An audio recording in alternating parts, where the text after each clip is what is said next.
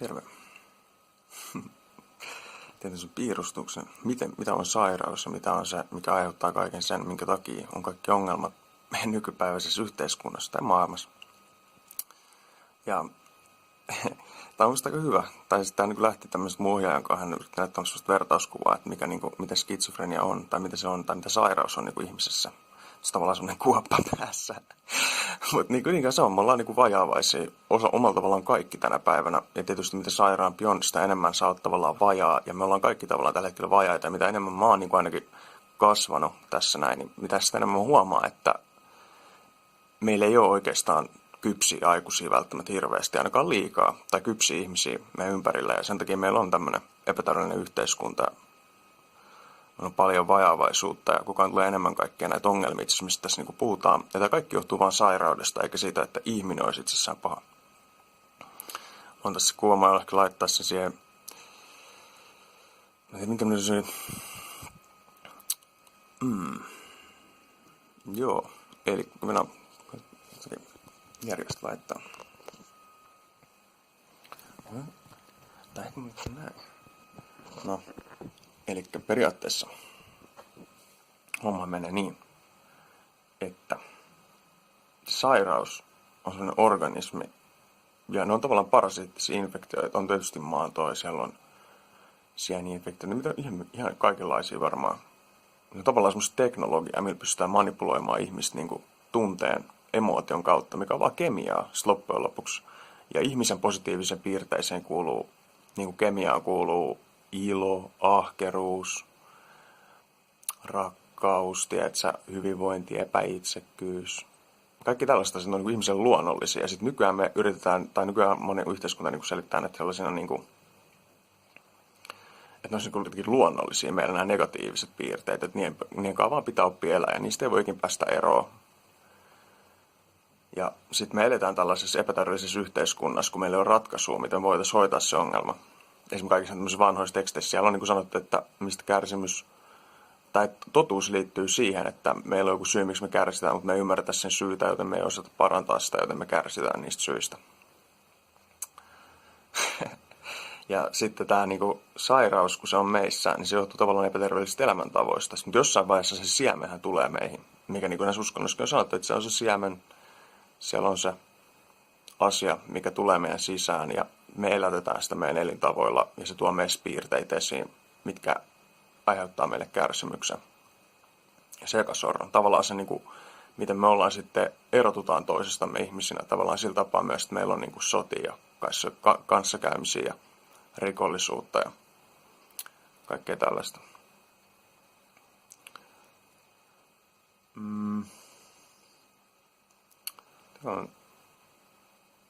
Tekisin sen niin.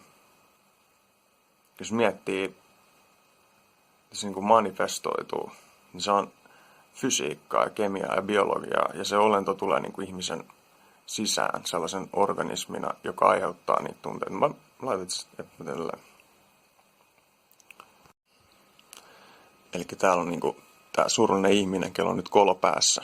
Näette, se on tullut tästä sairaudesta, ja oikeasti se kolo siellä päässä johtuu tästä, mikä taas parasitic infections, mikä aiheuttaa, kun se levii aivoihin, harhoja, se aiheuttaa ravinnon puutetta ja kehon dysfunktio, eli sinne tulee just näitä epäluonnollisia toimintoja, eli tunteita, mitä sun ei pitäisi tuntea, mitkä sitten on täällä, jos mennään uskonnollisessa perspektiivissä, se sairaus ollaan luokiteltu pahaksi hengeksi, mitä voi nähdä, koska se on ihan alla, joten sä oot vähän sen alla, mikä sitten johtaa skitsofreniaan.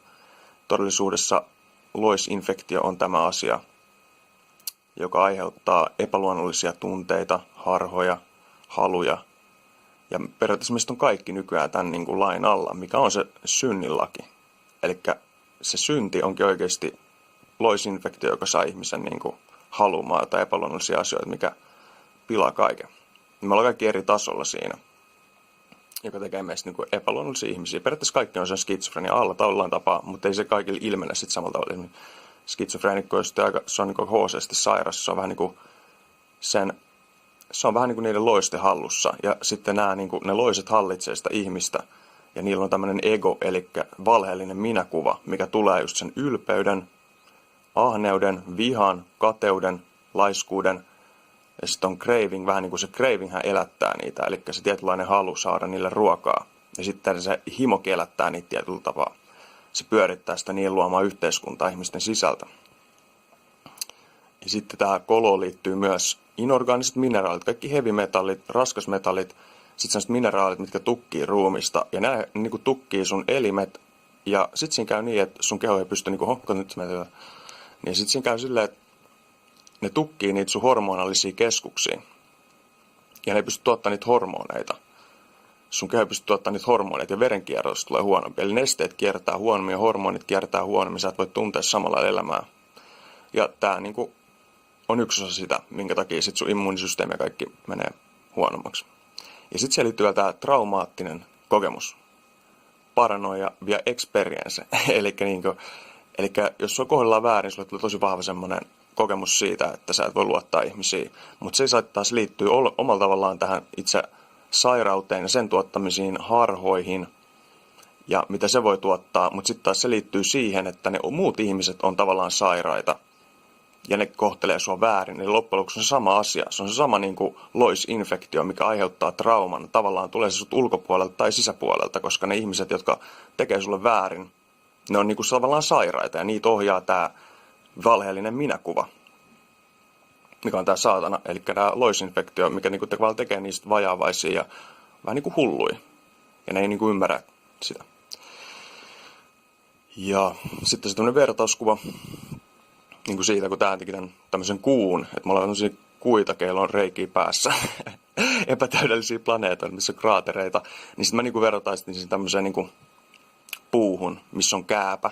Koska mun mielestä se kuvaa hyvin sitä, että sitä puuta syö se kääpä, mutta se puu ei tajua sitä. Se on tehnyt sen kasvaimen. Sitten se on oikeasti siellä sisällä tosi pitkään levinneenä. Ja silleen se skitsofreniakin ja loiset on niin kuin sun sisällä. Se aloittaa sieltä, se tulee kasvaimiin. Ja sitten se tavallaan sitä ei voisi huomata, jos ei ne kasvaimet ole tällaisia isoja. Se on niin kuin se sun geeneissä kasvaa siellä sun sisällä. Ja sitten se levii aivoihin. Ja sitten se aiheuttaa nämä asiat, mitä täällä on. Eli se on tietoinen olento tavallaan, erittäin tietoinen olento. Se tietää, mitä se tekee, miten se ohjaa ihmisiä tiettyihin olosuhteisiin maailmassa, jotta se voi ylläpitää sen valtaa.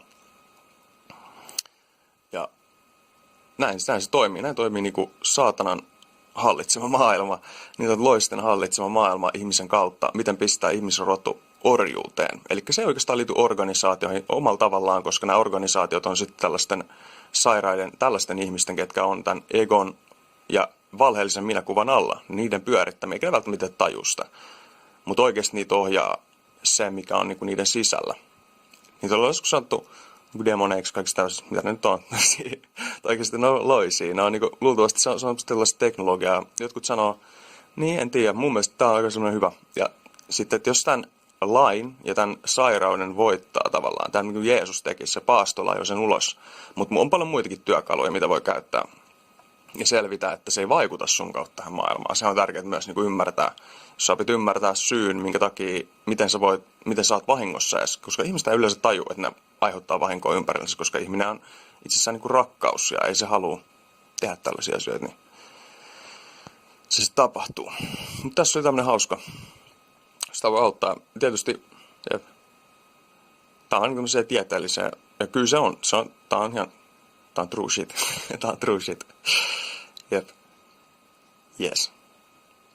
Pieni lisäys. Elikkä, jos miettii, että mitä tämä niin me ollaan aika karskisesti se, että kaikki on skitsofreenikoita niin omalla tavallaan. Että se tavallaan riippuu siitä, että miten pitkälle ihminen on valmis tavallaan, kun tavallaan se ohjaa meitä sillä aika hennosti tietyllä tavalla harhaa tässä elämässä, että me ollaan onnellisia, me ei ikin tutusta oikeaan totuuteen, mutta sitten kun se saatana alkaa tai se asia sun sisällä, mikä kontrolloida sua, se haluukin tehdä jotain tosi rankkaa. Ja siinä vaiheessa ihmisestä tulee yleensä skitsofreenikko, siis se laukee silleen, että jos se haluukin, että mitä jos se niinku alkaa manipuloimaan sua sillä tapaa, että mitä se vaikka tappaa joku. Ja sitten tämä ihminen ei suostu siihen. Ja sä tajutkin, että nyt oikeasti asiat on vitu hämärää, että sun päästä tapahtuu niin hulluja asioita, että se koittaa saada sut tekemään niin hulluja juttuja, että ei niinku nappaa enää. Tää ei niinku, no, ain't gonna happen, tietsä. Alkaa vaan, se ei niinku, vaikka se jossain vaiheessa ollut jotain ihan semmoista perusjuttua, että viettää semmoista epäterveellistä elämää ja niin kuin kaikki nykyään tekee. Ja kaikkien tavalla, kukaan ei tavallaan ymmärrä totuutta, mistä ongelmat johtuu. Kaikki vaan elää tässä yhteiskunnan pyörässä, että ehkä kaikki menee ihan hyvin. Ja vaikka oikeasti, jos mä katson tuossa kadulla, niin aika harva ihminen on oikeasti terveen näköinen. Ja se näyttää mun mielestä tosi pelottavalle, että meillä ei ole täällä niin kuin sellaisia ihmisiä niin kuin niiden pitäisi olla. Mun mielestä se on pelottavaa. Ja kaikki tämä niin kuin johtuu tavallaan siitä, että kukaan ei tavallaan ymmärrä, mitä tapahtuu oikeasti. Kaikista niin epäluonnollisesta tulee niin sanotusti luonnollisempaa ja hyväksytympää, ja se on aika pelottavaa, ja sitä vielä markkinoidaan sellaisena. Mutta esimerkiksi just tämä, niin että mikä niin sitten erottaa sen skitsofreenikon ja sellaisen ihmisen, kuka on sen manipulaation vallassa, niin on just tavallaan se tahto ja ymmärrys siitä, mitä tapahtuu. Tietysti jotkut ihmiset, mitkä niin kuin, niistä tulee skitsofreenikon, niitä tulee tosi pahat, niistä tulee niin esimerkiksi voi olla väkivaltaisia tai vaarallisia, koska se sairaus yrittää manipuloida, tekee niitä kaikkea ihan päätöntä. Ja tää on vähän niin kuin se, mitä tulee sitten tapahtua, kun on tämmöinen myytti siitä, että elävät kuolee. Niin mieti, kun kaikki ihmiset on niin sairaita, että niistä tulee niin väkivaltaisia ja ne ei ymmärrä enää mistään mitään. Niin tää on basically, tää on vähän niin kuin se, mitä tapahtuu. Tiedätkö? Elävät kuolleet kävelee maan päällä. Ne ei ole niin kuin enää ihmisiä, vaan niitä hallitsee nämä kaikki epäluonnolliset tunteet. Ja jossain vaiheessa menee niin pitkälle. Niin kuin jos katsotaan sivilisaatioita, missä niin kuin asiat ei ole hirveän hyviä ja siellä on paljon väkivaltaa, niin se on vähän niin kuin sellaista. Siis siellä oikeasti ne on vähän niin kuin ei niin kuin edusta enää ihmistä, vaan ne edustaa kaikkea sitä, mitä niiden sisällä elää, mitkä on tavallaan ne loiset ja demonit, tavallaan se saatana, ne edustaa niin kuin siinä hetkellä sitä. Ja jos ihminen niin kuin jollain tavalla ei pysty taistelemaan sitä vastaan, mä en tiedä niin kuin mistä siinä tavalla on kyse, mutta se, tai että onko se oikeasti joku myös sellainen, niin kuin, että jos mietit todellisuutta, että jos sä rikot sen, niin kuin, että sä meet liian pitkälle, koska kyllähän sä niitä tiedät syvällä sisimmässä, ihminen ei ikin tekisi väärin. Tai sä etkin haluat pahaa. Tai jotkut ihmiset, mä en tiedä, onko ne niinku tavallaan jo, ne loiset on syönyt niin aivot niin pahasti, että niillä ei ole enää omaa tuntoa. Niillä ei ole niinku sitä, sen takia sitä ei saa rikkoa. Kaikki varmaan joskus tehnyt jotain väärin, mutta paljon parempi on pitää se niinku jotenkin, tiedätkö, streittinä. Not at all. Jep. Ja yleensä se on aika semmoista, yleensä jos ihminen tekee jotain pientä, niin se on hyvin vakavaa, joku varastaminen tai tämmöiset pienet asiat, mitä voi ihmiset tekee ehkä nuoruudessa tai rikkoo jotain paikkoja, kokeilee jotain huumeita ja tekee tämmöistä, niin ei se ole hirveän vakavaa. Mutta sitten sitä kautta se voi pikkuhiljaa johdattaa sut niinku niihin piireihin, missä oikeasti tapahtuu really tough shittia. Ja sitten siinä vaiheessa ihmisen pitäisi niinku ymmärtää, että ei hyvä. Tai sitten vaan se tapahtuu niin ihan liikemaailmassa. Nykyään on tullut paljon julkitallaisia juttuja. Tiedätkö, jotain yrityspomoja, ihan sikkiä, tekee kaikkea niitä diippejä juttuja. Niin nämä on just semmosia ihmisiä, tosi vaarallisia, koska ne on tavallaan tämän olennon alla. Ja ne ei ymmärrä, mitä ne tekee, ja ne ajattelee, että niillä on kaikki valta. Se on erittäin deepia shittiä. Ja tämä on pieni lisäys siitä, että mikä erottaa sitten skitsofreenikoita. Tavallaan skitsofreenikot on yleensä aika kilttejä, mitä mä oon tavannut, niin ne ymmärtää tavallaan sen, että he on sairaita. Ja he eivät halua toteuttaa sitä pään sisäistä tahtoa, tai ei pään sisäistä, vaan se on niinku siitä, mikä tulee siitä, mikä on sitten niinku se sairaus. Mutta osa ihmisistä toteuttaa sitä. Se voi olla jopa niinku, ihan niinku pieniä asioita, koska se ei koske kaikkiin samalla tavalla. Tavallaan, että jos se koskettaa, no kyllä varmaan jossain vaiheessa me eletään semmoisessa maailmassa.